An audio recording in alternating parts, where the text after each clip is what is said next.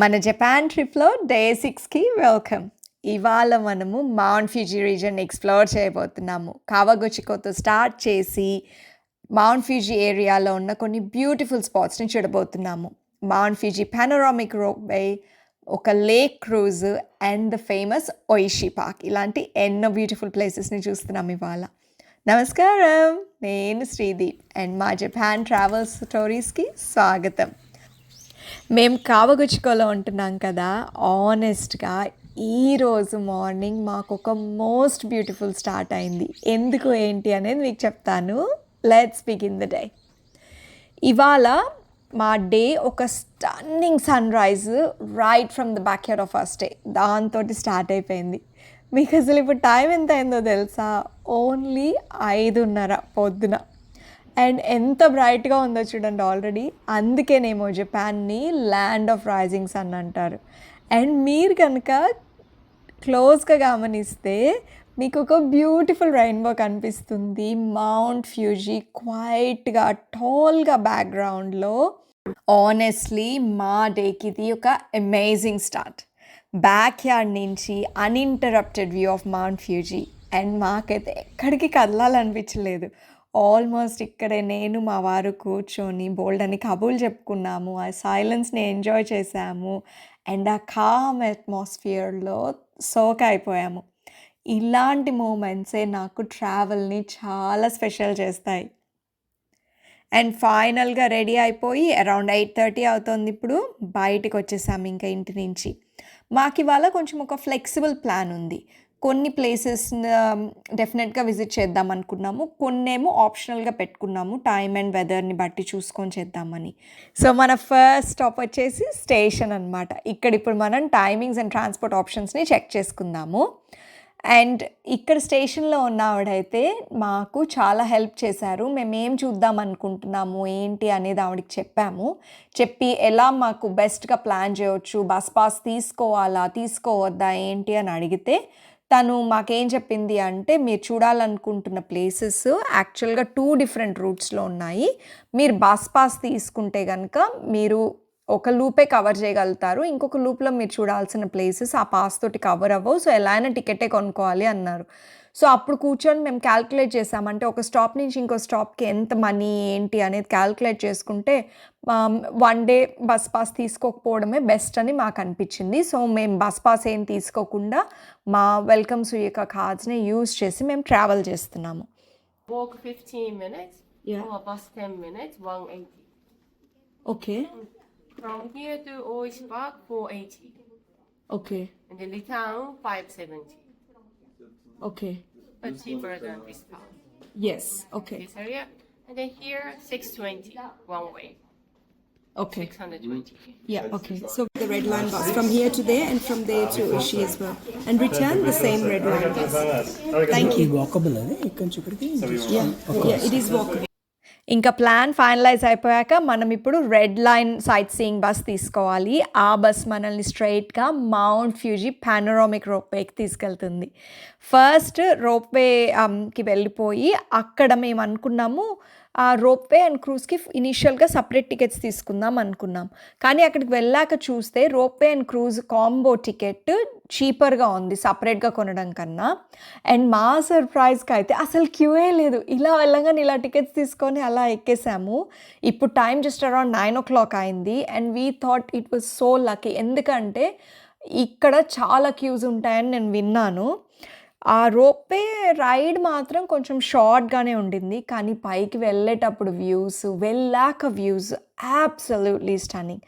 మనం పైకి వెళ్తూ ఉంటే మనకు ఒక కవగుచ్చుకో లేక్ వైడ్ వ్యూ కనిపిస్తుంది, కిందంతా టౌన్ కనిపిస్తుంది. అండ్ ఇవాళ చాలా క్లియర్గా ఉంది స్కై. ఇలాంటి రోజు మనకి మౌంట్ ఫ్యూజీ ఎంత బ్యూటిఫుల్గా అన్ఇంటరప్టెడ్ వ్యూస్ కనిపిస్తాయో మనకి. ఇంకా టాప్కి వెళ్ళిపోయాక వ్యూయింగ్ డెక్స్, చాలా ఫోటో స్పాట్స్ అవి ఉన్నాయి. అరౌండ్ 9:30 అయింది. కానీ అప్పటికే బాగా ఎండ తెలుస్తోంది. కానీ వ్యూస్ మాత్రం they are totally worth it అండి. మొత్తం lush greenery all around. And కొంచెంగా ఆరెంజ్ ఆటమ్ కలర్స్ ఎంత బ్యూటిఫుల్గా ఉండిందో అసలు. అండ్ ఇక్కడ పైకొచ్చాక ఇక్కడ ఒక జాయింట్ స్వింగ్ ఉండింది. అక్కడి నుంచి కూడా వ్యూస్ బాగా కనిపిస్తాయట. మేమైతే స్వింగ్ ట్రై చేయలేదు. మీరు పే చేసి ట్రై చేయొచ్చు కావాలి అనుకుంటే. అండ్ మేమింక కిందకొచ్చేసేటప్పుడు నోటీస్ చేసాము, మైల్ దూరంలో ఉన్నాయి అసలు క్యూస్. అందరూ అయితే మేము ఒక పావుగంట, అరగంట లేట్‌గా వచ్చుంటేనా ఒక 1-2 అవర్స్ మనం ఇక్కడ క్యూలోనే మనకయిపోయేది. అండ్ సో, ఇవాళ మాత్రం లక్ బాగా కలిసొచ్చింది. తొందరగా స్టార్ట్ అవ్వడం హెల్ప్ అయింది. ఇంక నడుచుకుంటూ లేక్ కావగుచి క్రూజ్ దగ్గరికి వెళ్ళిపోయాము. ఇది మన కాంబో టికెట్‌లో ఇంక్లూడెడ్ ఉంది. బట్ అక్కడికి వెళ్ళడం పెద్ద ప్లానింగ్ అవసరం లేకుండా, పెద్ద ఉరుకులు పరుగులు లేకుండా వెళ్ళిపోయాము. జస్ట్ అలా క్వైట్‌గా నడుచుకుంటూ వెళ్ళిపోయాము. క్రూజ్ జస్ట్ అబౌట్ 20 మినిట్సే. అండ్ మీరు గనక మౌంట్ ఫ్యూజీ ఏరియాని ఎక్స్‌పీరియన్స్ చేయాలనుకుంటే ఇది ఒక most peaceful way to experience. Lake Kawaguchi Fuji 5 లేక్స్‌లో one of the important lakes. And ఈ లేక్ ఫేమస్ దేనికంటే మౌంట్ ఫ్యూజీకి క్లియరెస్ట్ అండ్ క్లోజెస్ట్ వ్యూస్ ఇస్తుంది. వాటర్ నుంచి అసలు ఆ ఎక్స్పీరియన్సే కంప్లీట్లీ డిఫరెంట్ అండి. మీకు mount Fuji wide uninterrupted views దొరుకుతాయి. అండ్ లేక్ పైన మీకు బ్యూటిఫుల్ రిఫ్లెక్షన్స్ ఉంటాయి. అండ్ అన్నిటి నుంచి క్వైట్ మూవ్‌మెంట్ మీకు దొరుకుతుంది. ఆ gentle movement of the boat, ఆ చల్లటి గాలి అండ్ ఆ సరౌండింగ్ సీనరీ ఎంత కామింగ్‌గా ఉంటాయో. అసలు ఇలాంటి క్లియర్ డే రోజు మౌంట్ ఫ్యూజీ ఎంత అన్‌రియల్‌గా అనిపిస్తుందో కూడా. స్లోగా, సీనిక్‌గా, సూదింగ్‌గా ఉండిందో. అండ్ మనం జస్ట్ అలా కూర్చొని రిలాక్స్ అవ్వడానికి ఒక పర్ఫెక్ట్ మూమెంట్ కూడా దొరికింది. మీరు గనక మౌంట్ ఫ్యూజీ విజిట్ చేయాలనుకున్నా, కావగుచికో వస్తే మాత్రం వెదర్ క్లియర్‌గా ఉంటే డెఫినెట్‌లీ ఈ క్రూజ్ ఎక్స్‌పీరియన్స్‌ని నేను రికమెండ్ చేస్తాను. పెద్ద టైం కూడా పట్టదండి. 20 నిమిషాలే కదా! కానీ మీరు ఊహించని different perspective of mount Fuji మీకు కనిపిస్తుంది. అది పీస్‌ఫుల్‌గా, అన్‌ఫర్గెటబుల్‌గా ఉంటుంది. అండ్ నేను మీకు మాటల్లో చెప్పలేను. అది మీరు అక్కడ కూర్చొని ఆ క్రూజ్‌లో వెళ్తూ ఆ మౌంటైన్‌ని చూస్తూ ఉంటే ఎంత సర్రియల్ ఫీలింగ్ ఉండిందో అసలు. అది మీరు ఎక్స్‌పీరియన్స్ చేయాలి. I hope everyone gets to experience that. మార్నింగ్‌లో మన లాస్ట్ స్టాప్ వచ్చేసి ఒయిషి పార్క్. ఇది లేక్ కావగుచి షోర్స్ పైనే ఉంది. And one of the best parts, ఇది కంప్లీట్‌లీ free to visit. Oishi park seasonal ఫ్లవర్స్‌కి బాగా ఫేమస్. చాలా బ్యూటిఫుల్‌గా మెయింటైన్ వాకింగ్ పాత్స్ అండ్ మనకు కనిపించే ఆ post card mount Fuji views అన్నీ ఇక్కడి నుంచే వస్తాయి. ప్రతి సీజన్ ఇక్కడ డిఫరెంట్‌గా ఉంటుంది. అండ్ మేము విజిట్ చేసినప్పుడు ఇక్కడ బోలెడన్ని ఫ్లవరింగ్ ప్లాంట్స్ బ్లూమ్‌లో ఉన్నాయి. ఎస్పెషల్లీ ఆ ఐకానిక్ బ్రైట్ రెడ్ ష్రబ్స్ అన్నమాట. అవి మన గ్రీనరీకి అండ్ మౌంట్ ఫ్యూజీకి, లేక్‌కి అన్నిటికి ఒక అమేజింగ్ కాంట్రాస్ట్ ఇచ్చేసాయి. అండ్ ఫ్లవర్స్ లేకపోయినా కూడా ఈ పార్క్ చాలా ఇన్‌క్రెడిబ్లీ రిఫ్రెషింగ్‌గా ఉంటుందేమో అనిపించింది. ఎందుకంటే బోలెడంత ఓపెన్ స్పేస్, జెంటిల్‌గా లేక్ పైనుంచి వచ్చే బ్రీజ్ అండ్ డామినేటింగ్‌గా మౌంట్ ఫ్యూజీ బ్యాక్‌గ్రౌండ్‌లో. అండ్ ఏమనిపిస్తుందంటే ఇది one of those places that naturally మీరు ఆటోమేటిక్‌గా స్లో డౌన్ అయిపోతారు. ట్రై చేయాల్సిన అవసరమే లేదు. మేము మాత్రం మా టైం తీసుకొని ఆ పార్క్‌ని మొత్తం నడిచాము. ఫోటోస్ కోసం ఆగాము. అండ్ ఆనెస్ట్‌గా చెక్ లిస్ట్ అవసరం లేని ప్లేస్ అనిపించింది. జస్ట్ నడుస్తూ, అలా చూసుకుంటూ, మొమెంట్స్‌ని ఎంజాయ్ చేస్తూ జస్ట్ నేచర్‌లో ఇమ్మర్స్ అయిపోయాము. కిడ్స్‌కి famous Oishi park ice cream తిందాం అనిపించింది. వాళ్ళేమో shine muscat and vanilla and purple grape ఫ్లేవర్స్‌ని చూస్ చేసుకున్నారు. ఈరోజు బాగా ఎండగా ఉండిందని చెప్పాను కదా! అది పర్ఫెక్ట్ ట్రీట్‌గా వర్క్ అయింది వాళ్ళకి. అండ్ మేము ఇక్కడికి వచ్చాక నాకు తెలిసిన విషయం ఏంటంటే, ఒయిషి పార్క్ ప్రతి సీజన్‌లో మారుతుందిట.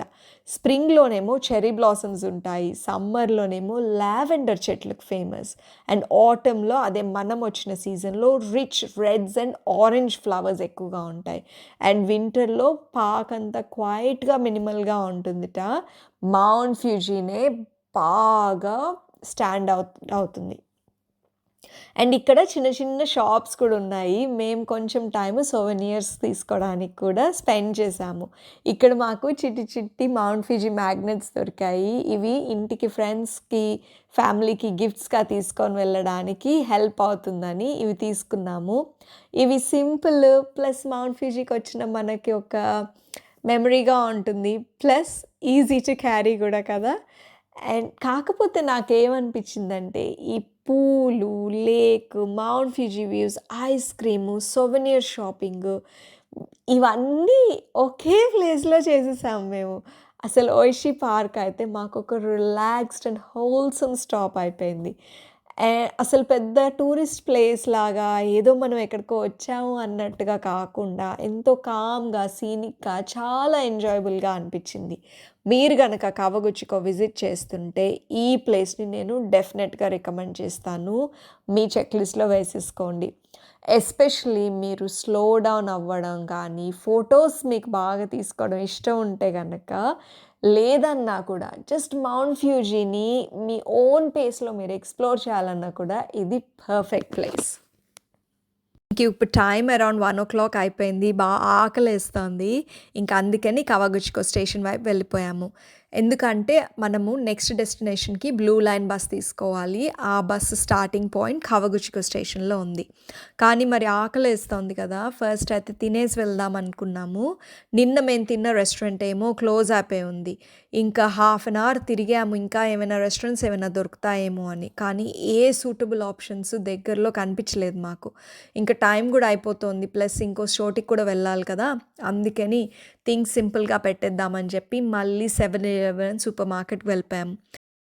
లక్కీలీ నేను ఆస్ట్రేలియాలో కొన్ని ర్యాప్స్, రెడీమేడ్ ర్యాప్స్ ప్యాక్ చేసి తీసుకొనొచ్చాను. ఆ ర్యాప్స్‌లోనే పిల్లలకి ఫ్రైడ్ చికెన్ పెట్టేసి ఇచ్చేసాము. మాకేమో ఒకే ఒక ఎగ్ శాండ్విచ్ దొరికింది. అది మేము లంచ్‌కి తినేసాము. కొన్ని స్మూదీస్ కూడా తీసుకున్నాము. అవి తాగేసి ఇంకా మేము స్టేషన్‌కి వెళ్ళిపోయాము. పీస్‌ఫుల్ మార్నింగ్ లేక్ కవగుచిలో స్పెండ్ చేశాక అరౌండ్ 2:00 మేము ఒషినోహకా అనే ట్రెడిషనల్ విలేజ్ వైపు వెళ్తున్నాము. ఈ traditional village lake Kawaguchi and lake Yamanaka మధ్యలో ఉంది.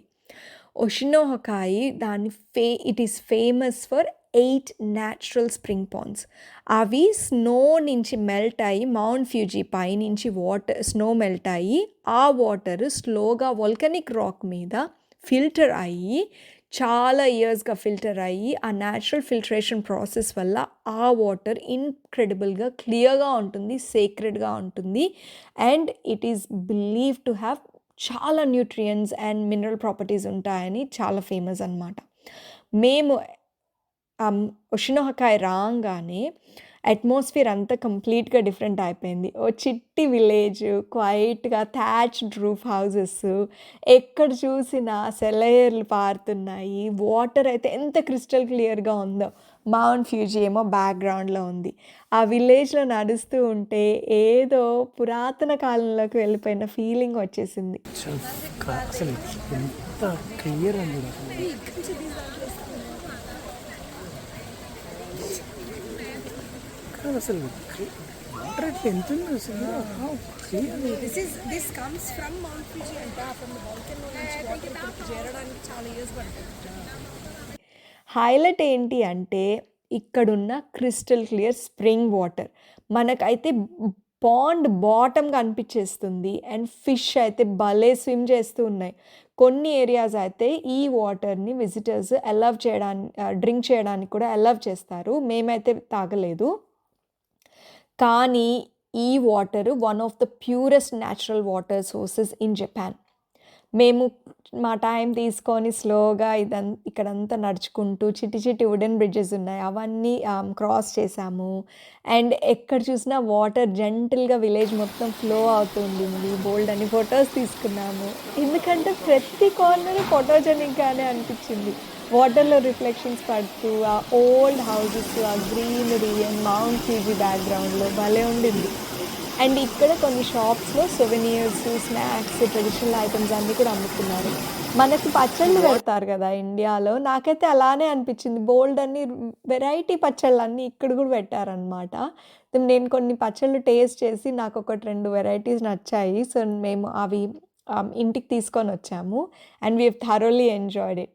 అండ్ ఇక్కడ చాక్లేట్ మోచి కూడా ఒకటి ఫేమస్‌గా ఉండింది. సో, అది కూడా ఒక కపుల్ ఆఫ్ బాక్సెస్ తీసుకొనొచ్చాము. ఒషినోహకాయ్ అయితే చాలా కామ్‌గా, గ్రౌండింగ్‌గా ఉండిందండి. అసలు ఈ అట్రాక్షన్స్ మనం వెళ్ళాలి, ఇది ఫేమస్ స్పాటు, ఈ చెట్టు ఫేమస్సా, ఈ పుట్ట ఫేమస్సా ఇలాంటివేం లేకుండా జస్ట్ స్లో డౌన్ అయిపోయి, ఒక పురాతనమైన విలేజ్‌లోకి వెళ్ళిపోయి మనము టైమ్ స్పెండ్ చేసినట్టే అనిపిచ్చింది. మీరు గనుక మౌంట్ ఫిజీ విజిట్ చేద్దామనుకుంటే, ఈ లేక్స్, వ్యూ పాయింట్స్ వీటి బియాండ్ వెళ్ళాలి అని అనుకుంటే ఈ విలేజ్ డెఫినెట్లీ వర్త్ విజిటింగ్ అండి. It's a mix of natural beauty, cultural heritage and peaceful village life. ఇక్కడ ఒక కపుల్ ఆఫ్ అవర్స్ ఒషినోహకాయ్‌ని ఎక్స్‌ప్లోర్ చేసాము. ఆ తర్వాత ఇంక వెనక్కి వెళ్ళిపోదాము అని స్టార్ట్ అయిపోయాము. మేము ఒషినోహకాయ్ దాటే టైం అరౌండ్ 5:00 అయిపోయింది అప్పటికే. మేము వచ్చే దారిలో స్టేషన్‌కి బస్ కోసం స్టేషన్‌కి నడుస్తూ ఉండే దారిలో కొన్ని స్టాల్స్ వాళ్ళు పెట్టుకొని కొన్ని స్నాక్స్ అమ్ముతూ ఉన్నారనమాట. అక్కడ ఫ్రై చేసిన బెండకాయ, ఫ్రై చేసిన కాకరకాయ ఇవి దొరికాయి. అండ్ కొన్ని గ్రేప్స్ కూడా దొరికాయి. అందుకని మేము అవన్నీ కూడా పికప్ చేసుకొని కవగుచికో స్టేషన్‌కి వచ్చేసాము. ఇంకా వచ్చేసాక కొంచెము క్వైట్‌గా స్ట్రీట్స్ అంతా తిరిగాము. నైట్ వైబ్ అంతా క్యాప్చర్ చేసాము.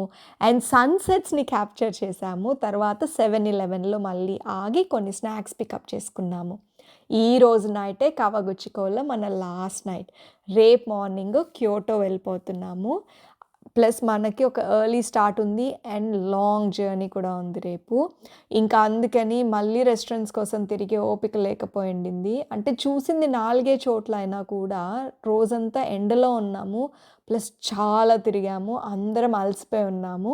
సో, ఇంక నేను మళ్ళీ కొన్ని ఎగ్స్ కొనుక్కున్నాను 7-11లో. కొనేసి పిల్లలకి కొన్ని చిప్స్ అలాంటి స్నాక్స్ కొని తీసుకున్నాము. ఇంకా తీసుకొని ఇంటికి వెళ్ళిపోయాము. నిన్న పాలకూర పప్పు చేశాను గదా! ఆ పప్పే కొంచెం ఉండింది. సో, కొంచెం రైస్ పెట్టేసాను. బాయిల్డ్ ఎగ్ కర్రీ చేసేసి కొంచెము పప్పు అండ్ రైస్ తినేసి ఇంకా we called it a night. మీ అందరూ మాతో పాటు ఈ జర్నీకొచ్చినందుకు థ్యాంక్ యూ. మాతో పాటు మీకు కూడా కవగుచ్చుకో నచ్చిందని అనుకుంటున్నాను. మీకు కనుక ఈ వీడియో నచ్చినట్టయితే లైక్ చేయండి, సబ్స్క్రైబ్ చేయండి అండ్ ట్రావెలింగ్ అంటే ఇష్టమున్న మీ ఫ్రెండ్స్ అండ్ ఫ్యామిలీకి షేర్ చేయండి. మీ థాట్స్ ఏంటో నాకు కామెంట్స్‌లో చెప్పండి. మీ ఫీడ్‌బ్యాక్ నేను ఇంప్రూవ్ అవ్వడానికి హెల్ప్ అవుతుంది. నేను మీ అందరిని నెక్స్ట్ ఎపిసోడ్‌లో కలుస్తాను. అంతవరకు please keep growing what matters.